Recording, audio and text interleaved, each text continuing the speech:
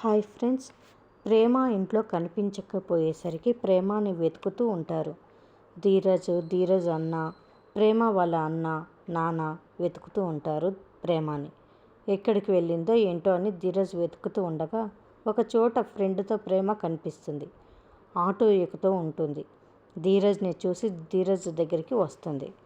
ధీరజ్ ప్రేమని చూసి చెప్పకుండా వెళ్ళినందుకు చెంప మీద కొడతాడు. ఏ బుద్ధుందా నీకు అసలు? చెప్పా పెట్టకుండా ఎక్కడికి వెళ్ళావని అడుగుతాడు ధీరజ్. తిరిగి ధీరజ్ని కొడుతుంది ప్రేమ. నన్నే కొడతావా అంటాడు ధీరజ్.